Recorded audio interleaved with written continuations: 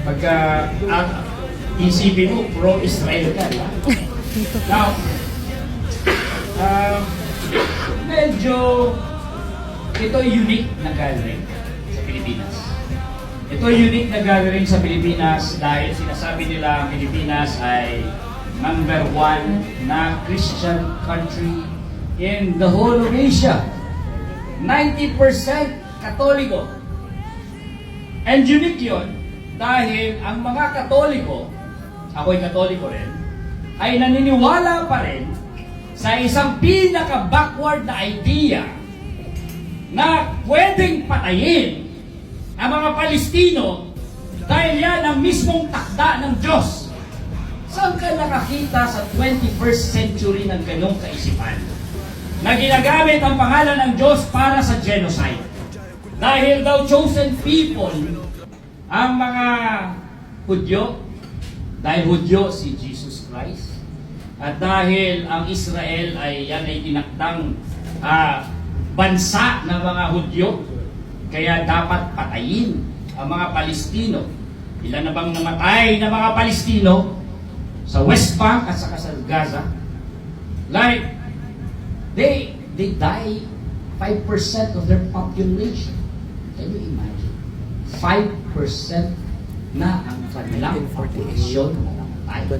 Kung yan ay i-apply mo sa Pilipinas na 110 Filipinos, 110 million Filipinos, that means 5.5 million Filipinos have been dead. And that is already reaching yung levels ng Holocaust. Holocaust! And you still, and we still, as a people, invoke the name of God. The only Christian country in the Philippines. And alam nyo ba, na ang Biblia ay napaka-malleable. When Jews were being killed in Europe through the Nazi occupation, alam nyo ba ang sinasabi ng mga Nazis? Alam nyo ba ang sinasabi ng mga Aleman? Alam nyo ba ang sinasabi ng mga Europeans na okay sa kanila na yung mga Hudyo ay dadalhin sa gas chamber at pagpapapatayin? Alam nyo ba ang kanilang ginagamit? Ang kanilang ginagamit ay ang Biblia. Sinasabi nila sa Biblia nakasulat na ang mga Hudyo ang siyang pumatay kay Jesus. And that is what really underpinned the Holocaust in Europe. That the Jews killed Jesus. So the Christians killed the Jews, 6 million of them. And now, naguhugas ng konsyensya ang mga Kristiyano.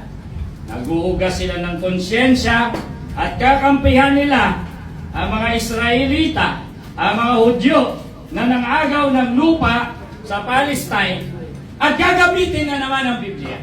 At sasabihin na naman nila na chosen people ang mga Hudyo at kaya papatayin dapat ang mga Palestino sa Palestine.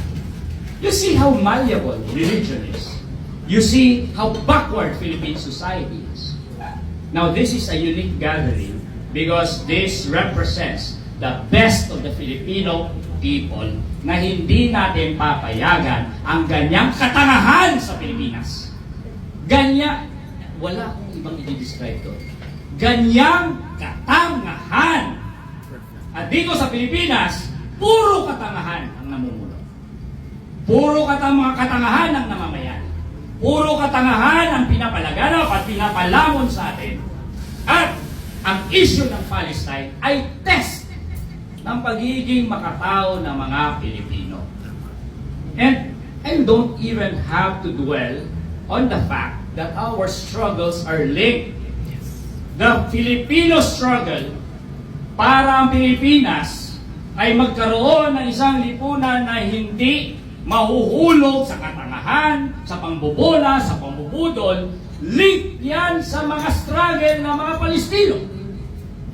Dahil ngayon nahaharap tayo bilang bansa sa isang problema sa buong mundo na tayo ngayon ay ginagamit bilang pawn ng mga Amerikano sa kanilang gyera sa China. And we are going to be sacrificed. I'm telling you this. Pabulan ngayon ang gyera sa China. At sasabihin yung katangahan na dapat kumampi tayo sa Amerikano sa imperialistang ano.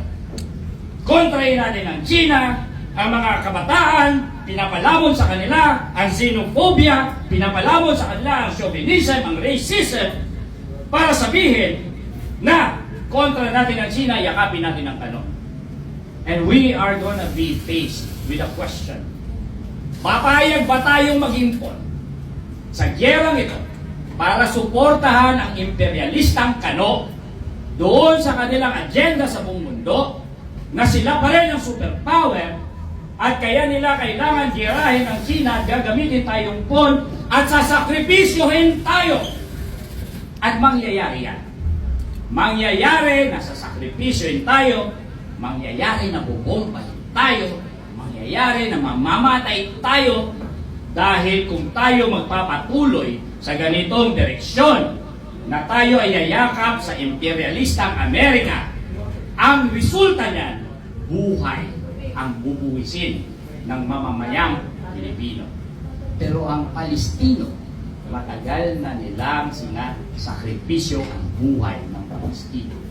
Dahil ang mga Amerikano, sinusuportahan nila ang Israel dahil ang Israel ang kanilang policeman sa Middle East. Bakit namamatay ang mga Palestino? Bakit inuubos sila? At nagsalita si Kamala Harris sa kanyang talumpati kamakailan lang na kapag siya ay naging presidente, susuportahan niya ang the most lethal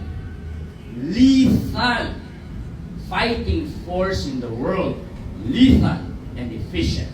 And kasama sa pagdideklara niya ng lethal and efficient fighting force in the world, ang kanyang recommitment ng Amerika sa Israel. Yung Democratic Party na yan, na hindi pinagsalita ang mga Palestinong membro ng Democratic Party, pinagsalita ang mga Israeli para ikwento ang mga hostage victims na kinuha ng mga Hamas at para i-justify ng kanyang suporta ng Amerika sa Israel. At yung Kamala Harris na yan na nagsasabi na America will have the most lethal and efficient fighting force, what does it mean? It means more death to the Palestinians.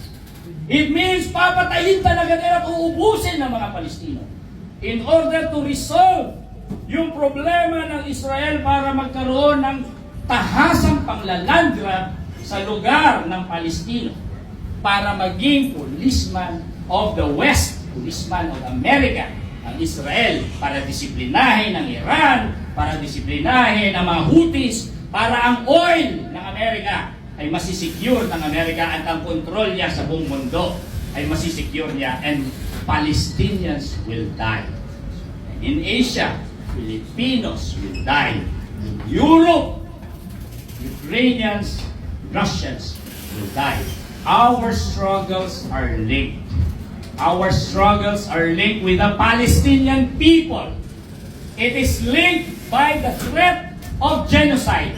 It is linked by the fact that there is now a threat to humanity. Buong humanity ang mamamatay para lamang sa interes ng mga imperialista na namumuno sa buong mundo. Therefore, this gathering now, which is unique in the Philippines, if we really have to save humanity from threat of genocide, sa mga pagpatay, sa 21st century, sa pagbabalik ng Holocaust, hindi lamang ng Holocaust ng Palestino, Holocaust ng mga Pilipino, Holocaust ng mga Europeans, if we really have to save humanity from threat of self-destruction, this gathering has all the correct line na para nating bitbitin para masalba ang humanidad. Yan ay suportahan natin ang liberation ng Palestine. And we must stand with Palestine because if we stand with Palestine, we stand for humanity, we stand for Filipinos, we stand for everyone else. We are all Palestinians! Mabuhay tayo na.